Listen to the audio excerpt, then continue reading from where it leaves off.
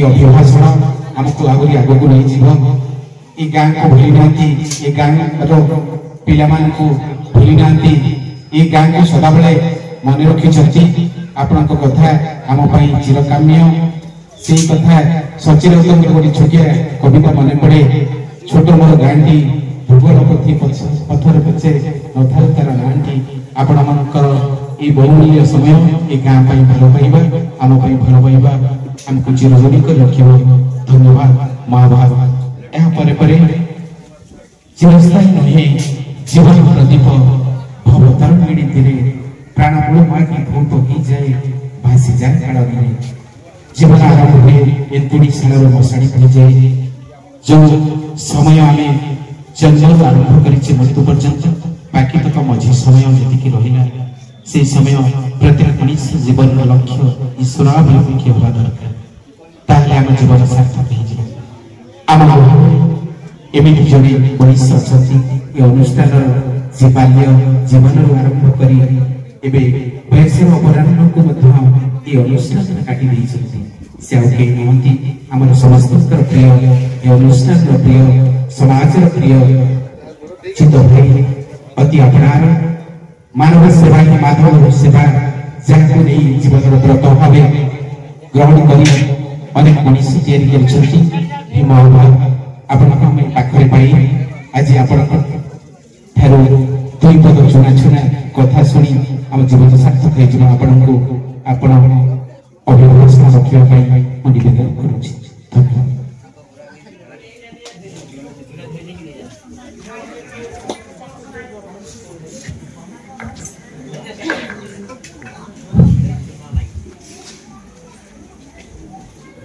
ब्रह्मानंदं परम सुखदं केवलं ज्ञानमूर्तिं द्वन्द्वातीतं गगनसदृशं तत्त्वमस्यादिलक्ष्यम्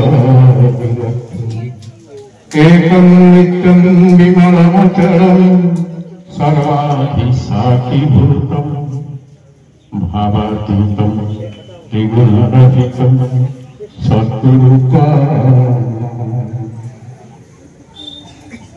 आम समस्त हृदय स्वरूप परम ब्रह्म प्रेम और करुणार अवतार प्रभु सत्य साई पाद पद्म सतकोटि प्रणाम। ये अनुष्ठित आविर्भाव दिवस जहाँ आज आम पालन करुचे जन्म दिवस को पालन करने पछे केवल गोटे लक्ष्य आमर अच्छी जहाँ जगत कहते केवल उत्सव पालन कर कृतज्ञता ज्ञापन कर उपस्थित अंतरसीन प्राक्तन सांसद महोदय मंत्रसीन अन्य अतिथिवृंद मंगलापुर भाई भौणी मुझे 10-12 दिन तले गाँव को आसती गोटे सत्संग आपण स्नेह श्रद्धा एत अपरंत स्नेह आप मत पुनर्बार भगवान मत निर्देश देले जा जो हृदय सहित हृदय मिसे जो संपर्क डोरी बांधी हो जाए से जा गत काली रात जो मोर ये आसबार नाला जगह जीवार गत काली रात प्रोग्राम बदली गला स्वामी बोधे निर्देश फोटो पड़ते भाई मैंने मत फोन कर कहले भाई आप मंगराज को निश्चित भाव आप निरंतर भाव अनेक दिन धरिक प्रभु दिव्य ज्योति यात्रा कर परम ब्रह्म ज्योति स्वरूप आपंकर कृपांगन को आलोकित कर खाली खराब आलोकित हो गले हम ना आम हृदय भी आलोकित हवा दरकार आम जब आम हृदय सिंहासन प्रभु बसईचे जब ये शरीर को आम କୂଟପସ୍ତ ନ କରିଛେ, ହୃଦୟକୁ ଯଦି ପ୍ରଶାନ୍ତି ନ କରିଛେ, ତାହେଲେ ଆମର ଆଧ୍ୟାତ୍ମିକ ଯାତ୍ରା ସମ୍ପୂର୍ଣ୍ଣ ନୁହେଁ। 1972 ମସିହାରେ ଆମେରିକାର ବୈଜ୍ଞାନିକମାନେ ମହାକାଶ ବୈଜ୍ଞାନିକମାନେ ନାସାର ସେମାନେ ଅନ୍ତରିକ୍ଷରୁ ମହାକାଶର ଗୋଟେ ଫଟୋ ଉଠେଇଥିଲେ ଏବଂ ସେ ଫଟୋରେ ସେମାନେ ଦେଖିଲେ ପରବ୍ରହ୍ମ ସତ୍ୟସାଇଙ୍କର ଛବି ସେମାନେ ଦେଖୁଛନ୍ତି ଏବଂ ସେ ପ୍ରଭୁ ଚାହିଁଛନ୍ତି କୂଟପସ୍ତି ତାଙ୍କର ଦିବ୍ୟ ଦୃଷ୍ଟି ଅଛି। ଆପଣମାନେ ଭାବିବେ ଯେ ପ୍ରଭୁମାନେ କେବଳ କୂଟପସ୍ତି ଚାହୁଁଛନ୍ତି, ଆଉ କଣ ତାଙ୍କର ଦୃଷ୍ଟି ନାହିଁ? ନା, ଯେତେବେଳେ ଦ୍ୱାରକାର ମଠାଧୀଶ ବିଭୂଷଣ ଲାଲ ଏବଂ ତାଙ୍କର ଶିଷ୍ୟ ଅଭୟଦାନନ୍ଦଜୀ ଦର୍ଶନକୁ ଯାଇଥିଲେ, ପ୍ରଭୁଙ୍କ ଯେତେବେଳେ ଦର୍ଶନ କଲେ, ଦର୍ଶନ କଲା ପରେ ସେ କହୁଛନ୍ତି କୂଟପସ୍ତି ସଜାଓ ଶରୀର अंतकरण बनाओ प्रशांति लय प्रेम की झूला में झूला साई बाबा। आज अनन्य जन्मोत्सव पालन करुचे आप बहुत वर्ष तक पालन कर गोटे कथा कहले जो पिला पचार जन्मोत्सव तार विशेषत्व कौन अच्छे गोटे विशेषत्व अच्छी जहाँ अन्य समय न था केवल जन्मोत्सव ताहा कराए हूँ आप केवल जन्मोत्सव प्रभु को झूला में बस झूला जाए भक्त झूला एवं झूला भजन भले प्रभु को झूलाए विभूषण लाल शिष्य से जहाँ कहते प्रेम को झूला में जब आप सत्य साई को झूल पारती आप हृदय सिंहासन में बसई ये शरीर संपूर्ण भाव में प्रभु पाद पद्म समर्पित हो सब बड़ शरणागत गोटे पत्र थे प्रभु दर्शन देविका जाऊँ जो भाई भौणी मैंने दर्शन जाइए प्रभु को दर्शन करते देखी कि प्रभु के नायक ढंगे बुले बुलिक दर्शन दिखते प्रभु दर्शन देविका जाऊँ गोटे पिला कहूँ पछु डाक स्वामी आई लव यू स्वामी आई लव यू स्वामी आई लव यू सब पछु फेरी प्रचुर फेरी आसिक कहते no no you are not love me you only like me तुम तो भल पाऊना तू केवल मत पसंद कर भाई भाई मान भल पाइबा और पसंद करने भर दुईटा भिन्न अर्थ कारण आम बजार को जाओ जिनस किणला बेले पसंद कर जब ताठर आउ टे भल जिन मिल जाए ये पसंद रही जाए सी भी पसंद रही जाए कि भल पाइबा एक निस्वार्थ भल पाइबा स्वार्थपरता न था तेणु आपण निस्वार्थ भाव भगवान को भल पाऊँगी प्रभु करुणा आपण अच्छी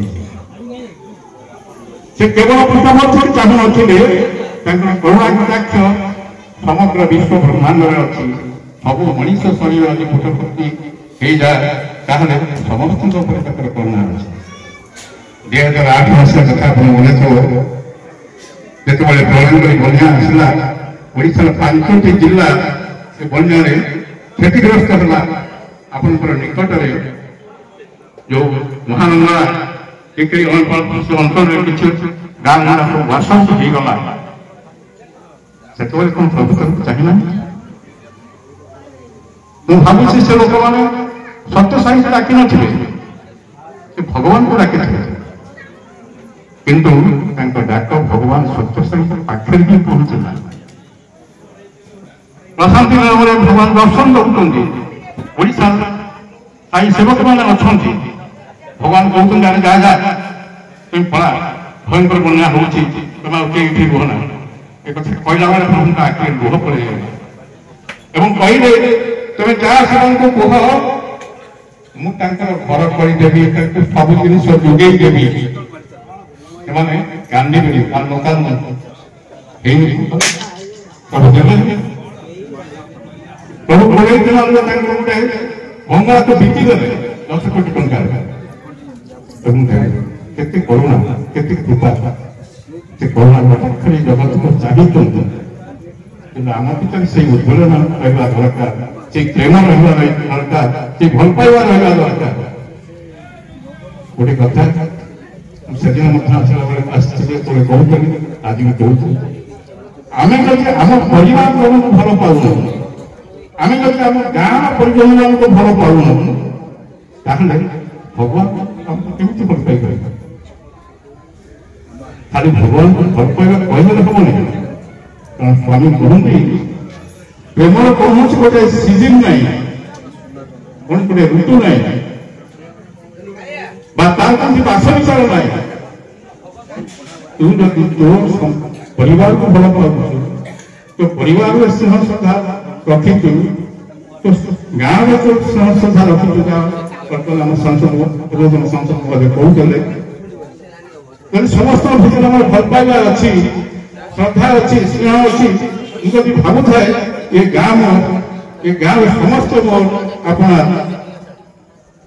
प्रभु को भल पाइबा निश्चित मो भीतर अच्छी समझे यह चाहते ना 2000 मसीह जो प्रभु ग्राम सेवा आरंभ कले कहीं आरंभ कले केमिति आरंभ कले ये सरकार प्रभु यूनिवर्सिटी प्रोफेसर मान गहन बस आगे स्टूडेंट मैंने बसुंत प्रभु हठात गोटे खबर कागज बाहर कले समस्त देखे पढ़ एथर गोटे घटना बाहर जो घटना मत सारा राति काली व्यस्त कर खाद्य अभाव निजे निजर दीटा छुआ को मारी निजे आत्महत्या कर प्रभु कहले ग्राम सेवा करी 30,000 गाँव को खाद्य जोगे प्रकल्पटी प्रभु आरंभ कले 2000 मसीह यूनिवर्सिटी छात्र मैंने ये खाद्य नहीं गाँ गाँ बुझे जो गाँ जय साई राम पुणे प्रकम्पित हो गए ये गोटे घटना से गाँव जो गाँ को जाइए घटना घटला गोटे पिलार से बोलो पिलार अन्नप्राशन हम से गुड़ाए रोषेबास कर गाँव डाकी बंधु बांधव को डाकी किंतु जो साई पिला साई प्रसाद पहुंचते से गाँव में से घर मुरबी जी से कहते आप समस्या रो से पिला को बर्तमान आम घर खाद्य किसी दियोनी भगवान खाद्य पठे आज मुझे खाद्य को मो नाती की देवी जी जन्म बंची छुआ जाए भोकड़ा रही कि सात पुरुष भी अभुक्त रही पिला गाँव को नहीं जाऊँ खाद्य गोटे स्त्री लोक पिला कहूँ खाद्य देदेले से खाद्य ग्रहण कले कहूँ गाँ गंधरे मोर गोटे घर अच्छी तुम से घर को जीव आम आपको ये खाद्य दे आउ से घर किए अच्छे ना से कहीं ना खाली घरटा घर अच्छी आम घर खंडे से जीव कहीं से सांगे चलुची जो पिला पहुंचुंट से माँ की सांगे अच्छी पिला गोटे झुंकुरी घर भल से लिपा पोछा कर झोटी टे पकई तले बहुत सुंदर है घर तो बहुत सुंदर है से माँ टी कहूँ मुझे कौन आपको डाकिक आनी केवल यही पदे कथा कहने आपण मैंने पुटपर्ती आसुच्च पुटपर्ती धूली आपण पादे अच्छी आपन के भल भितर चलतु मो घर से पाद भूली पड़ जाऊ मो घर पवित्र मो घर सब दुख कष्ट दूर हो ये करुणा भगवान सत्य ଏମିତି ଅନେକ ଘଟଣା ତାଙ୍କ କୃପା କଟାକ୍ଷ ଆମ ଉପରୁ ସବୁବେଳେ ଅଛି। ଜୀବନକୁ ସରସ ସୁନ୍ଦର କରିବା ପାଇଁ ଜୀବନ ବଞ୍ଚିବାର ସହଜତମ କୌଶଳଟିଏ ସାଧକୁ ଶିଖେଇଛନ୍ତି। ସମସ୍ତଙ୍କୁ ଭଲ ପାଅ, ସମସ୍ତଙ୍କୁ ନିଜର ବୋଲି ଭାବ, ସମସ୍ତଙ୍କୁ ପ୍ରେମ କର, ସ୍ନେହ ଶ୍ରଦ୍ଧାରେ ଏ ଜଗତକୁ ବାନ୍ଧିବା ହୁଏ ସ୍ୱାର୍ଥପରତାରେ ନୁହଁ। କାରଣ ସେଦିନ ଆପଣ ପାଇଲା ବେଳେ ଗୋଟେ କଥା କହୁଥିଲି, ସନ୍ଥ କବିଙ୍କର ଗୋଟେ ଦୋହା, कंकर चुन चुन मेहर बनाया लोग कहे घर मेरा, ना घर मेरा ना घर तेरा, चिड़िया में घर से केते कष्ट करके हम घर करते, केते श्रम कोई केमिति पैसा जोगाड़ कर घर करबा काफी घर करते। सकाଳେ तो आसती कि गंजी जगह ये भागवत मत पढ़ा ना कौन नहीं ଆପଣ ଭାଗବତ ସବୁ ପଢିଛନ୍ତି। ଅତୀତ ତ ଆମ ଘରେ ସବୁ ଭାଗବତ ପଢା ହେଉଥିଲା, ମୂଲ୍ୟମାନ ପଢୁଥିଲେ, ହୁଏତ ପଢା ହଉଛି କି ନାହିଁ ମୁଁ ଜାଣିନି।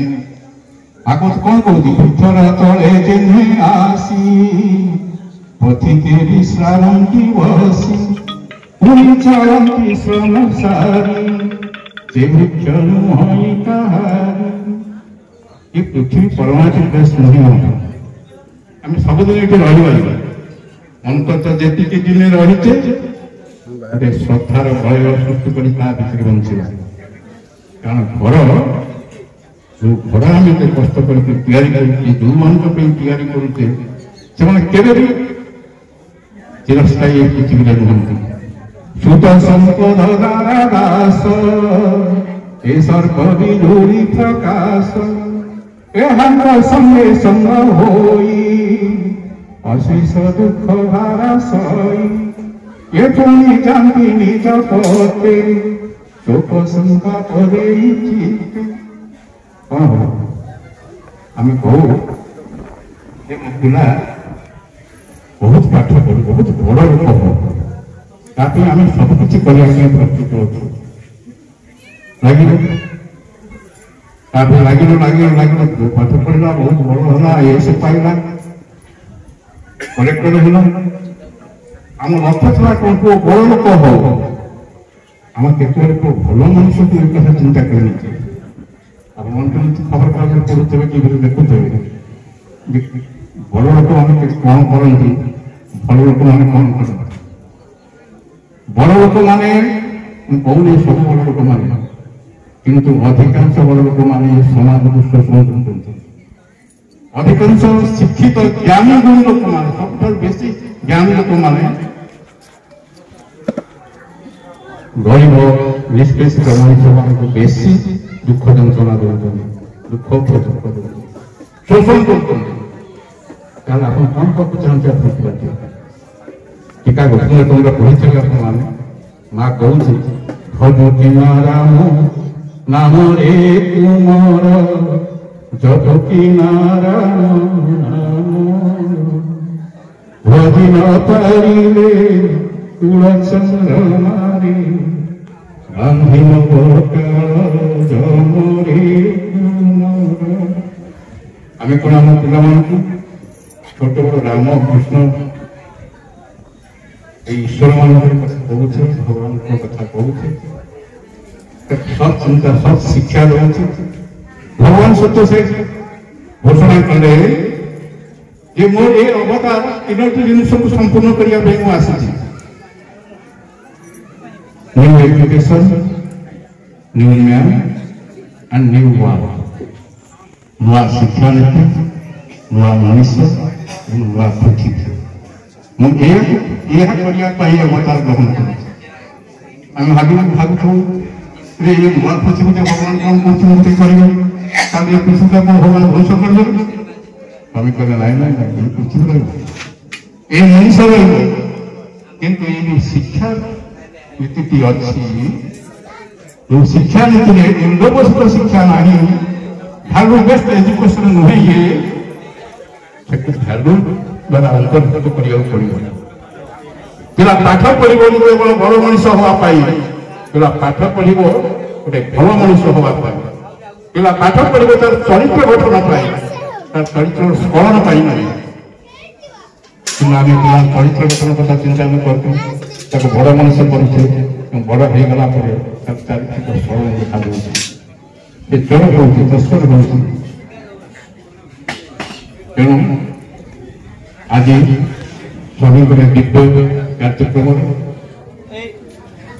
ମୋର ମା ମାଉସୀ ମାନେ ଅଛନ୍ତି, ମୁଁ ସେମାନଙ୍କୁ ପ୍ରଣାମ ଜଣାଉଛି ଏଇଥିପାଇଁ ଯେ ପ୍ରଭୁଙ୍କର ଏ ଦିବ୍ୟ ଲୀଳାର ଆପଣ ଗୋଟେ ଗୋଟେ ଅଂଶ। ଆପଣ ସମସ୍ତେ ଜଣେ ଜଣେ ସାଇ ସ୍ୱରୂପ ଭାଇ ଭାଇ ଯେତେ ଅଛନ୍ତି,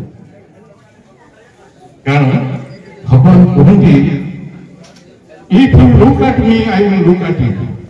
ତମେ ଯଦି ମୋତେ ଚାହିଁବ ମୁଁ ତମକୁ ଚାହିଁବି। ଆମେ ଭଗବାନଙ୍କୁ ଚାହିଁବି, ଭଗବାନଙ୍କ ଆଡ଼କୁ ଆମର ଦୃଷ୍ଟି ରହିବ। ଯଦି ଆମର ଦୃଷ୍ଟି ଭଗବାନଙ୍କ ଆଡ଼କୁ ରହେ ତାହେଲେ ଆମ ଅନ୍ତଃକରଣ କ୍ଷୁଦ୍ର ହେଇଯିବ।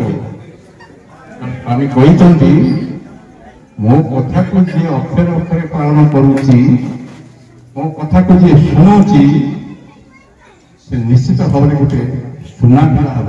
ସେଥିପାଇଁ ସେ ସବୁବେଳେ କହନ୍ତି ବଙ୍ଗାରୁ ବଙ୍ଗାରୁ ବଙ୍ଗାରୁ ସୁନା ପିଲା, ସୁନା ପିଲା, ତମେ ସବୁ ସୁନା ପିଲା।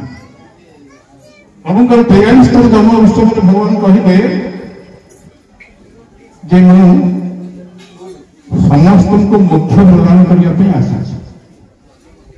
ତମେ ଯୋଉମାନେ ଆଜି ଏଇଠି ଅଛ, ଗାଡ଼ିମାନେ ଉତ୍ସବ ଚାଲିଥାଏ, ଲକ୍ଷ ଲକ୍ଷ ଲୋକ, ପ୍ରଭୁ କହୁଛନ୍ତି ତମେ ଯୋଉମାନେ ଏଠି ଅଛ ତମେ ସମସ୍ତେ ମୁକ୍ତି ପାଇଯିବ। କିନ୍ତୁ ତମେ ଖାଲି ବସିଲେ, ଚୁପଚାପ ବସିଲେ କିଛି ପାଇବନି, ତମେ କିଛି କରିବାକୁ ପଡ଼ିବ। କଣ କରିବାକୁ ପଡ଼ିବ? ଲଭ୍ ମି, ଲିସନ୍ ମି ଆଣ୍ଡ ଓବେ ମି। ତମେ କହୁଛନ୍ତି ମୋ ସମ୍ପର୍କରେ ଯୋଉ ତଥ୍ୟାବଳୀ ଗୁଡ଼ିକ ଅଛି, ମୋର ଯୋଉ ଲୀଳାଘାତ ଅଛି, ଯାହା ଲିପିବଦ୍ଧ ହୋଇଛି ତାକୁ ପଢ଼। ମୁଁ ଯାହା କହୁଛି ତାକୁ ଅତି ମନ ଦେଇ ଶୁଣ ଏବଂ ତାକୁ ଅକ୍ଷରେ ଅକ୍ଷରେ ପାଳନ କର। ଖାଲି ସାଇଡ୍ ଗୋଟେ ପତ୍ରରେ ଭଗବାନଙ୍କ ଫଟୋ ପକେଇ ପୁରେଇ ଦେଲେ କିମ୍ବା ହାତରେ ଗୋଟେ ସାଇଙ୍କର ମୁଦି ପିନ୍ଧିଦେଲେ, ଲକେଟ ପିନ୍ଧିଦେଲେ ବେକରେ, ସେଇ ସାଇଡ୍ ଗୋଟେ ନେଇଯାଇଥାଏ। ସାଇ ଭକ୍ତଟିଏ ସେଇ ଯାହାକୁ ଦେଖିଲେ ଅନ୍ୟମାନେ କହିବେ କେଡ଼େ ସୁନ୍ଦର ମଣିଷଟିଏ, କେଡ଼େ ଭଲ ମଣିଷଟିଏ।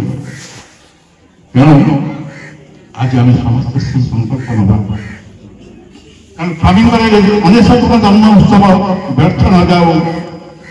ଆମେ ଯେଉଁ ଉତ୍ସାହ ନେଇକି ପାଳନ କରୁଛେ, ସେ ଉତ୍ସାହ ଆପଣଙ୍କୁ ବଢ଼ିବା ପାଇଁ ହଉ, ଆମ ଅନ୍ତଃକରଣ ଶୁଦ୍ଧ ହେଇଯାଉ।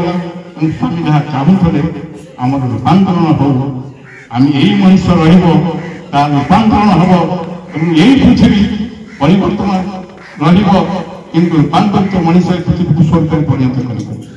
ଆମେ ସେଇ ସଂକଳ୍ପ ନେବା। ଏତିକି କହି ମୋ ବକ୍ତବ୍ୟ ଶେଷ କରୁଛି। আমি পরিশেষে লিখি ধরিয়া সারা ধরিয়া তুমরি আশিস অন্ধার পথ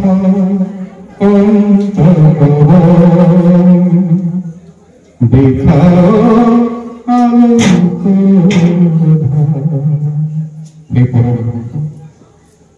ଆପଣଙ୍କର এই 69ତମ ଜନ୍ମ ଉତ୍ସବରେ ଆମେ ପ୍ରାର୍ଥନା କରୁଛୁ, ଆପଣ ଚାହୁଁଥିବା ଭଲ ମଣିଷ କରିଦିଅନ୍ତୁ। ଏ ପୃଥିବୀ ସୁନ୍ଦର ଆନନ୍ଦମୟ ହଉ, ମଙ୍ଗଳମୟ ହଉ। ଜୟ ଶ୍ରୀ